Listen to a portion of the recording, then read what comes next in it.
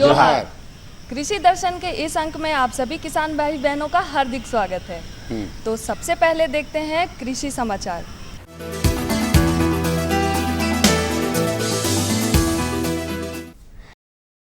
नमस्कार, कृषि समाचार में आपका स्वागत है। मैं हूं अनुश्री। आइए देखते हैं आज कृषि समाचार में क्या है खास। राज्य में चारा उत्पादन हेतु चलाई जा रही है ग्रासलैंड विकास कार्यक्रम। खतरनाक रोगों से बकरियों को बचाने के लिए कराएं टीकाकरण। रासायनिक दवा के छिड़काव को बेहतर तरीके से करता है बैटरी चालित स्प्रेयर। बेहतर पशुपालन एवं दुग्ध उत्पादन के लिए अच्छा और पौष्टिक चारे की उपलब्धता सुनिश्चित करना बहुत जरूरी है। इसी बात को ध्यान में रखते हुए राज्य सरकार हरा चारा उत्पादन और उसके लिए ग्रासलैंड विकास कार्यक्रम चला रही है।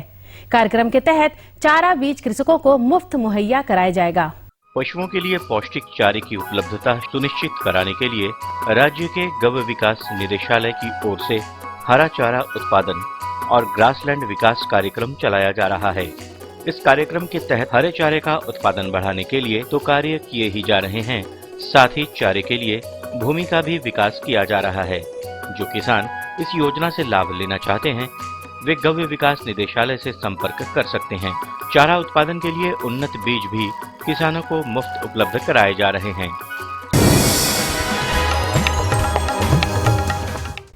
बकरियों में प्रमुख तौर पर पीपीआर, गलघोटू, खुरहा चपका और चेचक इत्यादि रोग लगते हैं। इन रोगों से ग्रसित हो जाने पर पशुओं का इलाज कराना कठिन हो जाता है और उसे बचा पाना मुश्किल हो जाता है। ये रोग पशुओं में ना लगे, इसके लिए पशु चिकित्सक टीकाकरण की सलाह देते हैं। वर्षा ऋतु में किसान भाई बकरियों में होने वाले विभिन्न रोग जैसे पीपीआर, गलाघोटू, लंगड़ी, खुरा चपका और एंटेरोटॉक्सेमिया ये और बकरी चेचक, तो इसका टीकाकरण अगर अभी तक हमारे किसान भाई नहीं करवाए हैं तो करवा ले। बकरी घर को साफ रखें, बकरियों को घर में संभव हो सके तो मचान बना करके रखें। समय पे अंतः परजीवी या बाह्य परजीवी के लिए नज़दीक पशु चिकित्सक या पशु चिकित्सालय में जाकर सलाह करके उसकी दवा दें और साथ ही साथ उचित मात्रा में 150 ग्राम दाना मिश्रण उससे दे। उसके अतिरिक्त बकरियाँ जितना संभव हो सके चर के खाएँ और उसे स्वच्छ पानी दे ताकि बकरियों का स्वास्थ्य ठीक रहे। स्वर्ण लालिमा, स्वर्ण नवीन, अर्का आभा और अर्का आलोक ये टमाटर के उन्नत प्रभेदों में अच्छे माने जाते हैं। टमाटर की फसल लगाने के इच्छुक किसान इन किस्मों को लगाकर लाभान्वित हो सकते हैं। ये किस्में गुणवत्ता युक्त और बेहतर उपज देने में सक्षम है। स्वर्ण लालिमा, स्वर्ण नवीन, अर्का आभा और अर्का आलोक ये सभी टमाटर के प्रभेद अच्छा उत्पादन देने में सक्षम है। ये प्रभेद मुख्य रूप से खरीफ में लगाने योग्य होते हैं। इनके बुआई के लिए 500 से 600 ग्राम बीज 1 हेक्टेयर भूमि के लिए पर्याप्त होता है। सिंचाई, निकाई और आवश्यक उर्वरकों का प्रयोग कर इन प्रभेदों द्वारा प्रति हेक्टेयर टमाटर की 200 से 250 क्विंटल उपज प्राप्त की जा सकती है। टमाटर में उन्नत किस्म है स्वर्ण लालिमा, स्वर्ण नवीन, अर्का आभा, अर्का आलोक, यह सब बहुत अच्छी वैरायटी है जिससे आप खेती करके आमदनी बना सकते हैं। टाण भूमि से अत्यधिक लाभ प्राप्त करने के लिए कृषि विशेषज्ञों की राय है कि उनमें मिश्रित खेती की जाए या अंतर्वर्तीय खेती की जाए। मिश्रित खेती के लिए किस फसल के साथ कौन सी फसल लगाई जाए बता रहे हैं हमारे कृषि विशेषज्ञ। किसान भाई एकल फसल को लेने के बजाय टाड़ की ज़मीन में, ऊपरी ज़मीन में आप मिश्रित खेती पर ज़्यादा ध्यान दें और अंतर्वर्ती खेती पर ज़्यादा ध्यान दें। धान के साथ आप अरहर की खेती करें, मक्का के साथ आप सोयाबीन ले सकते हैं, मक्का के साथ आप सेम भी ले सकते हैं। इसी तरह धान के साथ आप मूंगफली की खेती कर सकते हैं। इसके अलावा अगर खेत आपके खाली रह जाते हैं, आपकी ज़मीन पड़ती रह जाती है, तो अगस्त के महीने में टाड़ में आप कुल्थी और सुरगुजा की खेती कर सकते हैं।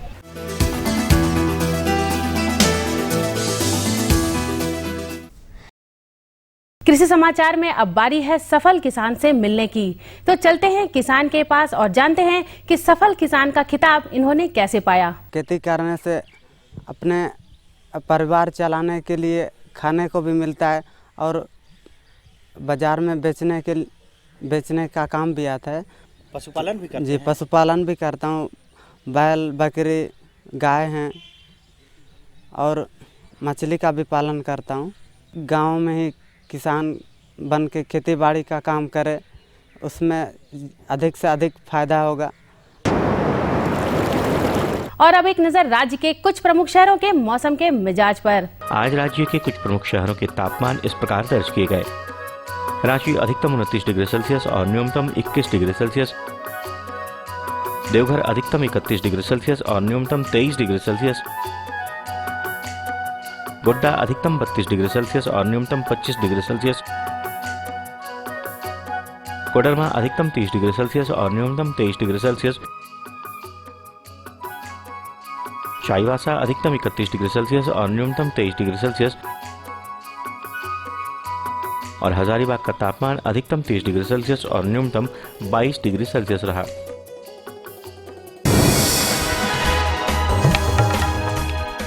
और अब मंडी भाव में आइए नजर डालते हैं अनाजों के भाव पर। राज्य की खाद्यान्न मंडियों में चली आ रही तेजी में फिलहाल कमी की संभावना नहीं बन रही है। मुख्य रूप से दलहनी अनाजों के दामों में तेजी है। वैसे आज अनाजों के मूल्य में कोई विशेष उतार चढ़ाव नहीं दर्ज किया गया। उधर सब्जी मंडियों में भी हरी सब्जियों में तेजी का रुख है। वहीं कुछ प्रमुख अनाजों के आज के भावों पर नजर डालें तो इस प्रकार रही। चावल मध्यम न्यूनतम 2200 रुपए से लेकर अधिकतम 2500 रुपए। चावल उत्तम न्यूनतम 2400 रुपए से लेकर अधिकतम 4200 रुपए। गेहूँ न्यूनतम 1500 रुपए से लेकर अधिकतम 1900 रुपए। दाल अरहर न्यूनतम 7200 रुपए से लेकर अधिकतम 9400 रुपए। दाल मसूर न्यूनतम 4800 रुपए से लेकर अधिकतम 6500 रुपए। दाल चना न्यूनतम 3700 रुपए से लेकर अधिकतम 4800 रुपए। चीनी न्यूनतम 3400 रुपए से लेकर अधिकतम 3600 रुपए। आलू न्यूनतम 700 रुपए से लेकर अधिकतम 900 रुपए। प्याज न्यूनतम 1600 रुपए से लेकर अधिकतम 1900 रुपए प्रति क्विंटल रहा।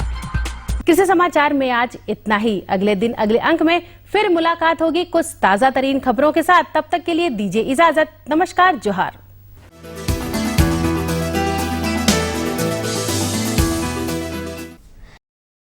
तो कृषि समाचार में रौरमन दखली कृषि तकनीक, उपकरण, मौसम का हाल और मंडी भाव और कृषि तकनीक की नई नई जानकारियां भी ली।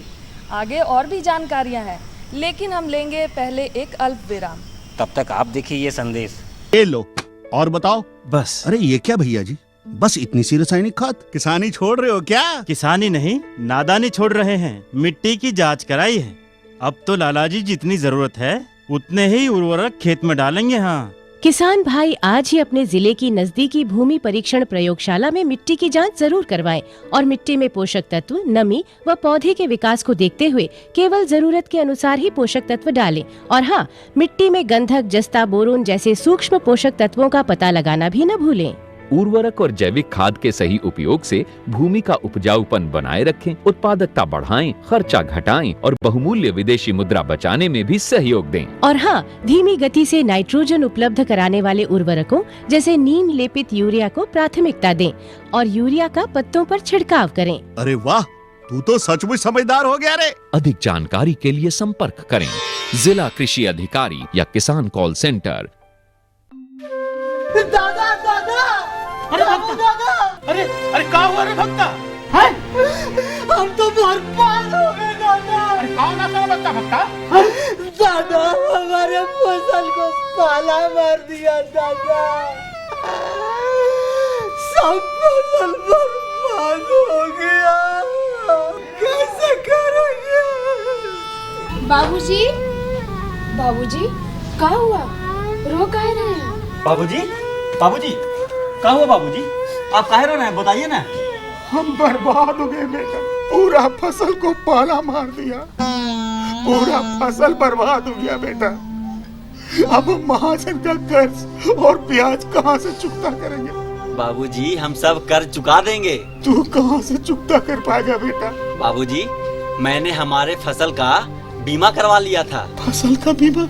हाँ बाबूजी, सरकार ने किसानों की मदद के लिए कृषि बीमा योजना चलाई है। हाँ, ये कृषि बीमा योजना हमारे लिए जीवन दान की तरह है। तो विराम के बाद रौरमन के एक बार फिर से स्वागत है। तो कन्हा, आज दीदी से कोनो खास जानकारी लेवे के चाहिए नहीं? हाँ दादा। आज तो आप बहुत चिंतित लग रहे हैं, क्या बात है? अरे दीदी, चिंता की बात इसलिए है क्योंकि हम मुर्गी पालन करते हैं। अरे भाई, चिंता कर बात है तो मुर्गी पालन छोड़ के कोनो दूसर चीज पाल ले। अरे किशन ना, आप बीचे में टपक जाने का जो बीमारी है ना आपका, यही हमको अच्छा नहीं लगता। अरे पूरा बतवा तो हमका सुन लीजिए। अच्छा अच्छा, सुना भाई सुना। अरे दीदी, मेरा कहने का मतलब है दीदी कि बरसात का मौसम में अब मुर्गी में बहुत सारा रोग लग जा रहा है और यही हमारा चिंता का कारण है। हाँ, ये तो चिंता का विषय है। हाँ हाँ।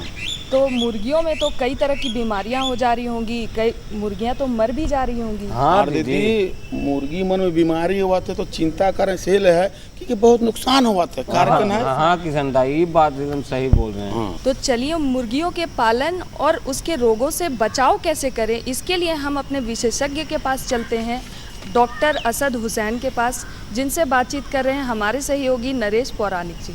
छोटे स्तर पर व्यवसाय का सबसे अच्छा और फायदेमंद व्यवसाय मुर्गी पालन का है। सही तरीके और पशु चिकित्सक की सलाह पर अगर यह व्यवसाय किया जाए तो किसानों को खेती के साथ साथ मुर्गी पालन में भी बहुत ज़्यादा मुनाफा प्राप्त होगा। जानकारी और अनुभव की कमी के कारण हमें इस व्यवसाय में काफ़ी नुकसान भी उठाना पड़ सकता है।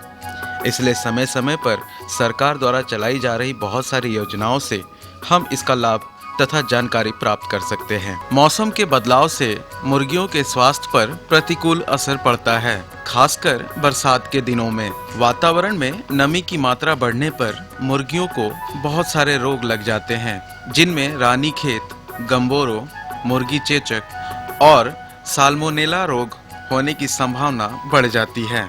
बॉयलर फार्मिंग या बैकयार्ड पोल्ट्री की मुर्गियों में अक्सर शरीर की वृद्धि कम होती है, उनके अंडों की उत्पादन क्षमता में कमी तथा सांस से संबंधित बहुत सी बीमारियां लग जाती हैं। अतः इसके बचाव के लिए आवास तथा खानपान के साथ साथ समय समय पर इन रोगों का टीका दिलवाते रहना चाहिए। जैसे ही गर्मी के बाद वर्षा ऋतु प्रारंभ होती है तो जिस दिन वर्षा हुई तो उस दिन तो ठीक है, अन्यथा जिस दिन अगर 1-2 दिन वर्षा नहीं होती है तो उमस बढ़ जाती है, गर्मी बढ़ जाती है। तो उस स्थिति में सबसे पहले आप देखेंगे कि मुर्गियों में एक मुर्गियाँ जो है ना एक प्रकार के दबाव में आ जाती हैं, स्ट्रेस में आ जाती हैं। चाहे वो ब्रॉयलर मुर्गी फार्म हो तो उसमें ये चीज़ ज़्यादा देखने को मिलता है, क्योंकि ब्रॉयलर फार्मिंग में हमारे किसान भाई जो मुर्गी को पालते हैं उसे एक कमरे या एक बड़ा सा हॉल में रखते हैं। दूसरा है कि जहाँ तक देसी मुर्गियों का पालन का है, देसी मुर्गियाँ लोग हमारे किसान भाई पालते हैं घर के पिछवाड़े में, बैकयार्ड पोल्ट्री जो है, और फिर वो मुर्गी अपना चरने के लिए जाती हैं। तो चरने के क्रम में भी जब मुर्गी से चर के आती है तो मुर्गियों को जब भी चरने के लिए किसान भाई दे, चूँकि देखिए रोग एक तो इसमें अधिक दबाव में आने के कारण अगर मुर्गियां अधिक दबाव में आ जाती हैं, स्ट्रेस में आ जाती हैं, तो उनकी जो है सो कार्य क्षमता प्रभावित होती है, उनके शरीर का बढ़ोतरी प्रभावित होता है। अंडा देने वाली अगर देसी मुर्गी है तो उसके अंडा उत्पादन प्रभावित होता है। एक तो ये हो गया। दूसरा है कि इसमें मुर्गियों में सांस की भी बीमारी होने की संभावना रहती है, क्योंकि हफनी होता है, वो पूरा सांस नहीं ले पाती है। रोगों के लक्षण पहचानने के लिए पशु चिकित्सकों की सलाह लेते रहना चाहिए। लक्षणों में अगर मुर्गियां हरा दस्त करने लगे तो यह रानीखेत बीमारी का लक्षण है। जब हरा और चिपचिपा दस्त से मुर्गियां पीड़ित हो तब हमें समझ जाना होगा कि इनको गंबोरो रोग हो गया है।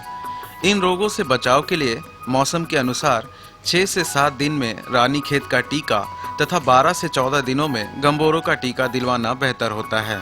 मुर्गियों में भी विभिन्न प्रकार के रोग होते हैं। जैसे एक है, उसमें सबसे जो भयंकर रोग होता है वो रानीखेत का रोग है, जिसे टुनकी रोग बोलते हैं, जिसका मुख्य लक्षण आप हमारे किसान भाई देखेंगे उसमें मुख्य रूप से हरा दस्त होता है। दूसरा एक रोग है वो गंबोरो रोग होता है। ये गंबोरो रोग में हमारे किसान भाई देखेंगे कि इसमें भी हरा और चिपचिपा दस्त होता है, हरा या मटमेला लिए हुए। तीसरा एक रोग है साल्मोनेला का रोग, इसमें जो है सो मुर्गियों में सफ़ेद दस्त होता है। तो इस प्रकार का अगर दस्त हो तो इन रोगों के निराकरण के लिए, अगर रोग हो जाए तो हम तो फिर उसका उपचार करेंगे, नहीं तो अगर रोग नहीं हो तो उससे पहले हम उसका टीकाकरण किया जाता है। जैसे अब रानीखेत रोग का भी टीकाकरण किया जाता है, गंबोरो रोग का भी टीकाकरण किया जाता है, और साथ ही साथ जो ये है साल्मोनेला रोग है या सफ़ेद दस्त होता है उसके लिए भी उपचार किया जाता है। आमतौर पर मुर्गियों को 3 भागों में राशन देना चाहिए: स्टार्टर राशन, ग्रो राशन और फिनिशर राशन। इस वैज्ञानिक तकनीक को अपनाकर मुर्गियों को आहार देने से उनकी वृद्धि तेजी से होती है। स्टार्टर राशन जो कि 1 से 15 दिन का होता है, ग्रो राशन 15 से 30 दिन का और फिनिशर राशन 30 दिन के बाद का पीरियड होता है। इन तीनों भागों में सबसे महत्वपूर्ण ग्रो राशन होता है, जो कि मुर्गियों के विकास के लिए बहुत ज़्यादा प्रोटीन युक्त होता है। इसके अलावा मुर्गियों को मिनरल विटामिन का मिक्सचर देना चाहिए। विटामिन का 5 ml मिश्रण 1 लीटर पानी में घोल बनाकर मुर्गियों को प्रतिदिन देना लाभदायक होता है। Vitamin mineral, vitamin A, vitamin D, vitamin E, vitamin B12 का भी मिश्रण आता है। बाज़ार में विभिन्न दवा कंपनी अलग अलग नाम से बनाती है। तो इसे भी अगर चूजे अगर हों तो 5 ml ये विटामिन का मिश्रण 1 लीटर पानी में मिला करके प्रतिदिन 5 से 7 दिन तक दें। और अगर बढ़ती हुई मुर्गी हो जिसका आयु अगर 4 से 5 सप्ताह का हो तो कम से कम 5 ml दवा 1 लीटर पानी में वो 60 से 70 मुर्गियों के लिए होगा। और अगर वयस्क मुर्गियां हों, अंडा देने वाली हो, तो वही 5 ml दवा 1 लीटर पानी में मिला करके कम से कम 40 से 50 मुर्गियों के लिए दिया जाना चाहिए प्रतिदिन। जिस जगह पर मुर्गी पालन कर रहे हैं उस जगह को साफ सुथरा तथा मुर्गियों के बेड को सूखा रखना चाहिए। मुर्गियों के दस्त से अमोनिया की गंध बढ़ जाने से मुर्गी पालक बेड पर चूने का छिड़काव कर सकते हैं। इन्हीं सब तकनीक अपनाकर वर्षा ऋतु में मुर्गियों की देखभाल हम सही तरीके से कर सकते हैं।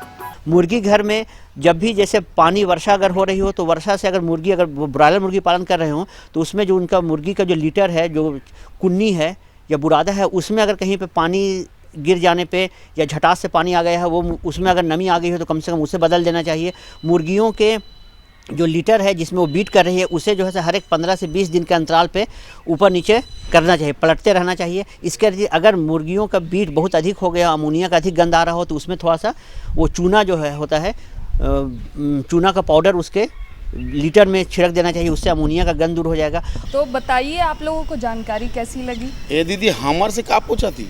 ए देखो इकर पूछे का रे कन्हैया कैसन लागल जानकारी? अरे का बात कर रहे हैं किसंदा, ये जानकारी पा करके ना तो वाकई बहुत मन खुश हो गया मेरा। हाँ। अब हमारी मुर्गियाँ बची रहेगी और उससे हमारा फायदा भी तो होगा। हाँ, एखन और जानकारी लेवे के है, लेकिन एखन हमरे लेवा एक छोटा सा विराम। हाँ, तब तक आप देख लीजिए ये संदेश। धनो? हाँ भाई मनु। ये बिरसत हमेशा मोबाइल में लगा रहता है। बताओ कितना कम चोरी करता है? फिर भी इसकी फसल लहलहा रही है, ऐसा क्यों? जरूर दाल में कुछ काला है। हाँ भाई धनु, काला तो है। अरे भाई, दाल में कुछ काला नहीं है। हम तो किसान कॉल सेंटर में बतिया रहे थे। किसान कॉल सेंटर?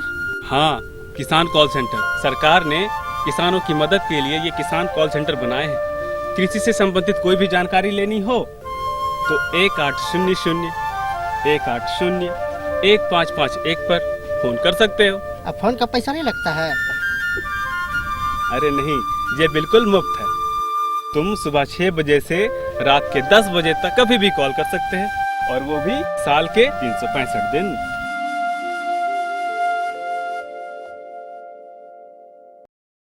विराम के बाद आप सभी का एक बार फिर से स्वागत है।